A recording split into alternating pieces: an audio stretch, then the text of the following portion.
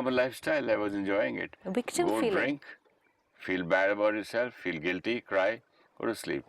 This thing, simple thing which you shared with us is the next thing that we need to take care of. Drink and go to sleep. Which means the emotion is there, and instead of facing the emotion, I'm going to use an escape route. And all of us have found our escape routes today, so that we don't have to face the emotion. Escape route and a reason to drink. Yeah, but different people can use different escape routes. Everybody might not use alcohol. For somebody it might be alcohol, for somebody smoking. For somebody it would be let me watch a movie. For somebody it will be let me go for a holiday.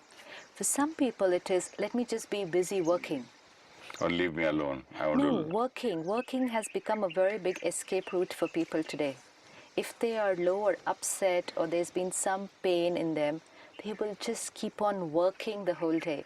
Because the minute they are free, that emotion is there and they have to take the responsibility of experiencing it and handling it.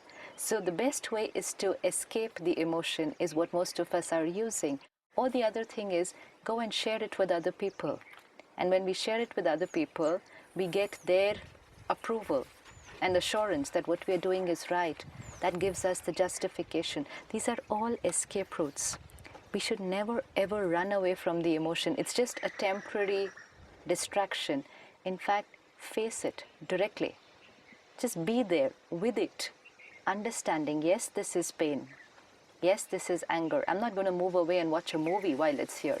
Because even after I switch off the movie, it's going to be there again. And then movie after movie and holiday after holiday, distractions after distractions. We were not facing it. It's like there's a challenge in life and we're running away from it. So for this kind of a thing, we need the kind of knowledge you're teaching us through Awakening of Brahma Kumaris. Otherwise, see, what happened to me, it was a traumatic experience, a shock.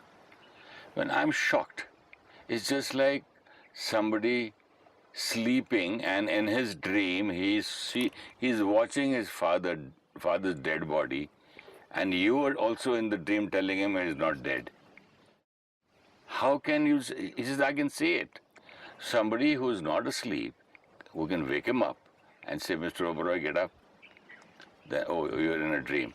So, in the same way, when there is an accident at home, and your dear one, and you lose someone so close to you, it's such a shock. Who will think of all what you're talking? Yeah, but what you said was, there is no doubt about it, it's a very big loss. Sadness is getting created. I'm creating it. But now if I use alcohol, if I say to myself, I am a sad person, then I'm just evading the process of facing the emotion and changing it, which is something that I anyways have to do. Instead of escaping from the emotion, because anyways finally we have to face it and change it. Unless we do it, like you said, I was sad for many, many years. But eventually you faced it and changed it. But the question of how many years, now somebody can remain sad with it for a lifetime. Somebody can remain sad for a year. Somebody can remain sad for a month, for a day, lesser than that. Finally, each one of us has to face the emotion, consciously choose to change it. In some cases we will say time will heal it. So we wait for time to heal the emotion. Sister, you said time is a great healer. Fine, it is. I used to believe that too. But I personally feel with my experience that more than time, the right gyan, the right knowledge or the right line, or somebody talks to you, that helped me. I don't know, I cannot make a statement for everybody.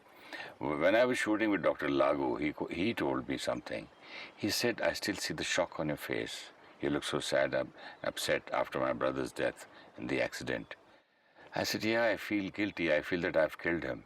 I forced him. He did not have clothes. He did not have money. He didn't have anything. I just said, sit in my car. And I pulled him in my car, and he left everything behind. and he died in the accident. And he said, you should not mind. I want to tell you something. He says, I feel that you are behaving, Suresh Oberoi is behaving as if he is God. I felt a little bad. Then I understood it later. Is what he means is right. Am I God? Am I doing the whole thing? Did I create the accident? Is this my some kind of an ego that I did so and I can do it, as if I can do it? So after that, this whole thing was over. So when we said time is a healer, it's not actually the truth. It's a belief system. It's a belief system which we use and which we depend on. Like we depend on other people and situations, we also depend on time. That, okay, with time, the memory will fade away, and as the memory will fade away, the loss will become lesser, and as the loss will become lesser, the pain will reduce. So we can give any amount of time. It could take a day for somebody and many, many years for somebody. But like you said, one line, one understanding, and the sadness reduced. And you moved in another direction, which means faced the emotion, accepted it, and took the responsibility of changing it. Had you left it to time, it could have taken many, many, many more years. Yeah, but I left it to time, and I was lucky that within that period of time, I got this knowledge from Dr. Lagu. Right.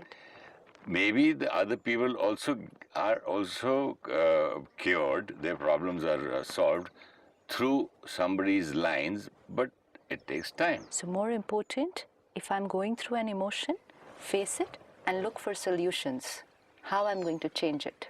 Talk to Like yourself. you said, talk to yourself, talk to someone from whom you can learn and change it, but not escape from it, not live in that self-pity and that victim feeling, and definitely not leave it to time. Face it. Otherwise, the same thing will happen, what we read it here. It will get deeply ingrained in your consciousness, and every time any situation occurs, that impression will get created, and your sadness becomes your prevailing mood.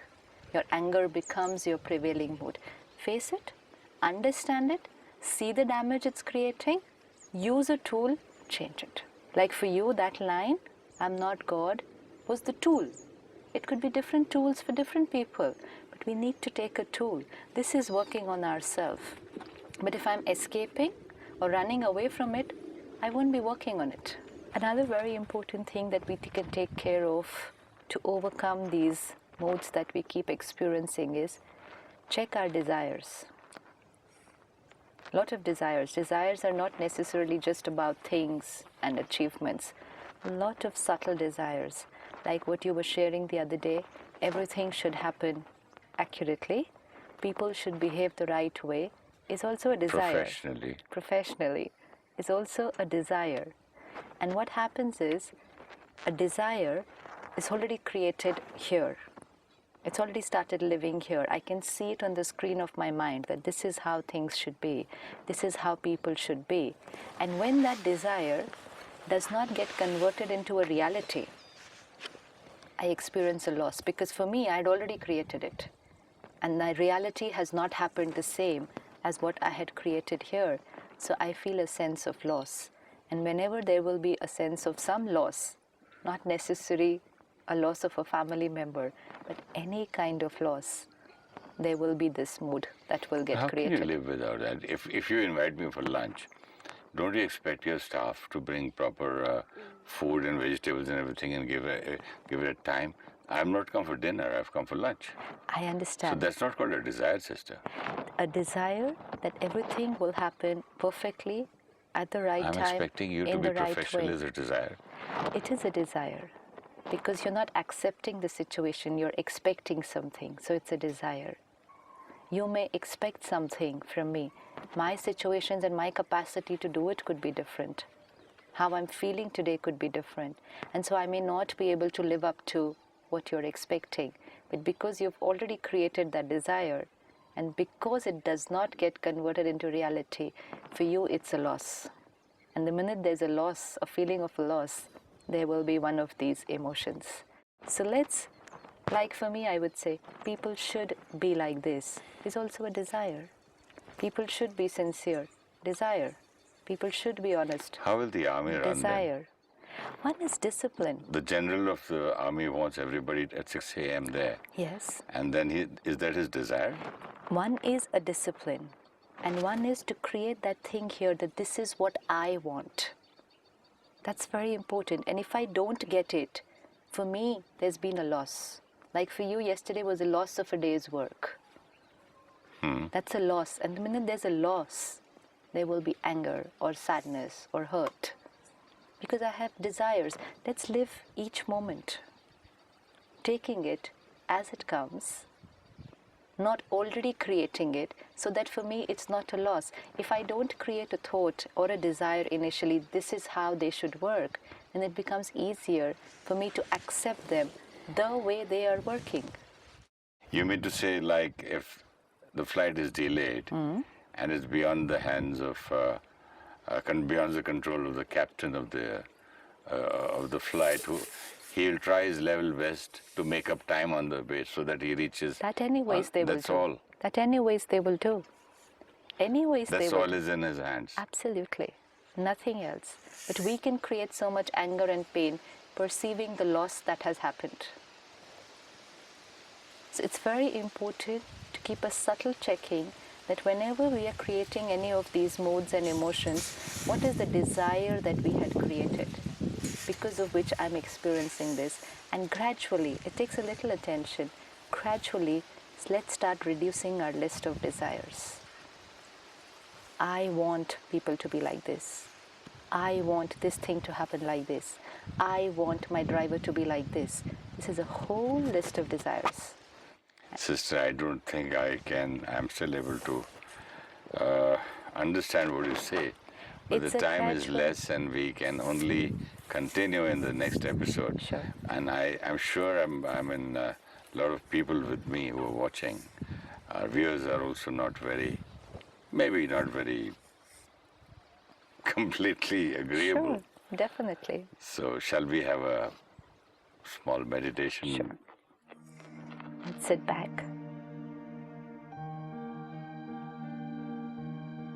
And let me have a look at how I'm feeling today.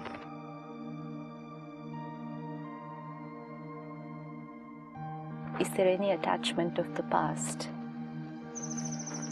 Any loss that I had experienced? Any desire unfulfilled?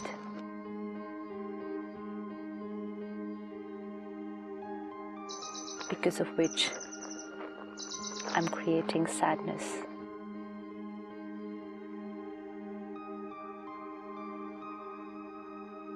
I have a choice. Things and people will work as they're meant to be, according to their comfort and their capacity.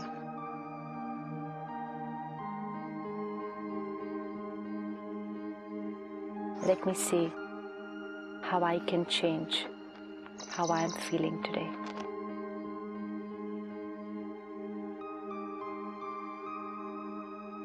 I am the master of my emotions.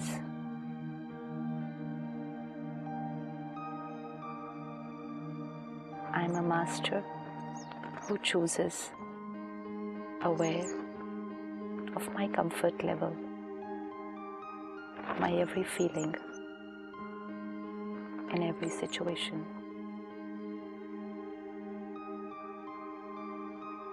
I'm gradually learning to go beyond the moods that I have created in the past. Om Shanti. Om Shanti, sister. Thank you so much. I'm a master of my moods and my emotions.